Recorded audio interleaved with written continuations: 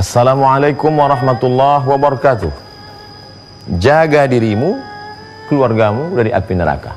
Anjuran ini berawal dari firman Allah Subhanahu wa taala, ya ayyuhalladzina amanu, hai orang-orang beriman, qu anfusakum, jaga dirimu, wa ahlikum, istri dan anakmu, nara, dari api neraka. Shadaqallahul azim wa shadaqa rasuluhun nabiyul karim. Maha benar Allah, benar pula Rasulullah, wa nahnu ala dzalika minasyahidin wasyakirin. Semoga kita termasuk orang-orang yang bersaksi dan mensyukuri segala nikmat itu. Ada seorang pengusaha miliuner sedang duduk di teras hotel Oras di Aljazair, Algeria, menghadap ke tepi laut Mediterania dengan penuh kebanggaan. Hotel mahal, bintang 5, hidup nyaman, adem ayam, tentram, segala nikmat sudah ada. Adakah yang lebih hebat, lebih kuasa daripada aku? Tidak ada. Tempatku tinggal, hotel bintang 5, di hadapan laut Mediterania. Segala nikmat sudah dirasa, segala kendaraan sudah dinaiki. Adakah yang kurang? Tapi ternyata baru saja perasaan melambung tinggi itu sedang terbang di awan, tiba-tiba telepon berdering. Assalamualaikum. Waalaikumsalam. Bisa segera pulang? Ada apa? Istrimu sedang sekarat. Tinggi ke awan, tiba-tiba jatuh ke dasar tanah. Betapa manusia yang hebat, yang kaya, milioner, mencari rezeki, pergi pagi pulang petang, bahkan berhari-hari. Ternyata ada satu yang tidak dapat ditolak. Apa itu? Sakit. Istrinya sedang sekarat. Dia kembali. Segera dia kembali ke airport Kairo. Dari Aljazair terbang sampai di Kairo. Sahabat-sahabat pun datang menemui dengan wajah pucat pasi, sedih. Tak ada yang tersenyum. Mereka semua berkata, sabar, sabar, sabar, sabar. Ada apa? Sabar wahai saudaraku, alladzina idza asabathum musibah, kalau musibah sudah datang, qalu, mereka yang terkena musibah itu akan berkata, inna lillahi wa inna ilaihi raji'un. Mengapa demikian? Istrimu baru saja meninggal dunia. Ya Allah. Begitulah kuasa Allah Subhanahu wa taala. Lalu kemudian apa yang terjadi? Tinggal satu harapan lagi, anak buah hati belayan jiwa. Bagian dari diri yang tak terpisahkan, tidak mungkin akan tercerai-berai dengan anak kandung. Lalu kemudian apa yang terjadi? Dimana dia? Kenapa tidak ada sekarang? Dia pun ternyata sekarang sedang berada dalam penjara. Apa penyebabnya? Nanti. Karena satu masalah belum selesai, sudah datang masalah yang baru. Tapi ternyata di balik itu semua ada yang lebih mengerikan lagi. Penyebab kematian ini apa? Kenapa bisa bersimbah darah? Karena dia dibunuh. Yang membunuhnya siapa? Yang membunuh adalah anak yang dulu pernah dikandung di dalam perut, di dalam diri, di dalam rahim 2 tahun lamanya. Dikandung 9 bulan 10 hari, disusukan 2 tahun, wahnan ala wahnin, lemah di atas lemah.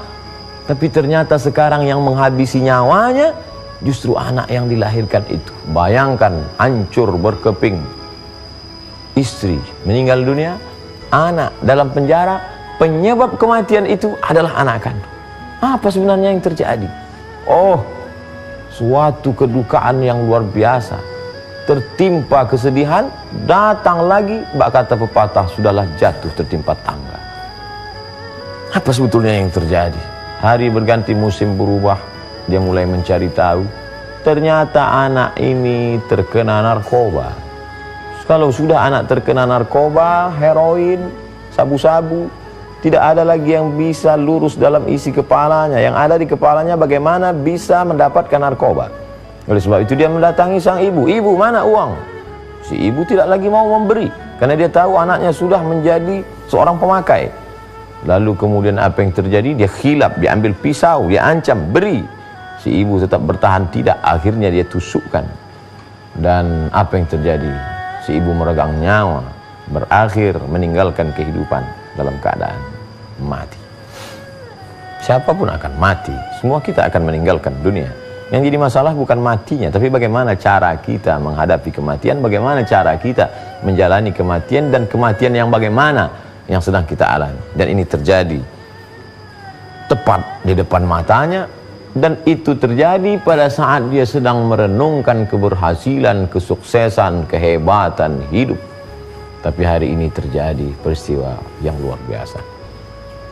Lalu kemudian hidup terus mesti berjalan, jangan sampai hidup terhenti. Maka orang tua ini menyadari bahwa dia pernah salah, dia pernah silap. Siapa yang tidak pernah bersalah dan khilaf? Apakah dia masih hidup? Ya. Bila ada kesempatan, pergilah ke masjid di kawasan Doi, Kairo. Nanti di sana ada satu masjid. Begitu diriwayatkan oleh Syekh Mahmud Al-Misri. Nanti dia masuk kamu ke dalam masjid. Di masjid itu ada seorang tua, dia berbaju putih, berjubah putih, di depannya ada Al-Quran. Dia terus membaca Al-Quran. Lalu nanti setelah membaca Quran, dia setelah itu mengangkat tangan berdoa. Setelah itu dia tutup. Dan kalau ada orang di sebelahnya, dia akan bersalaman, bercerita dengan penuh kelembutan. Masih ada waktu, dia akan bercerita tentang pengalaman hidupnya.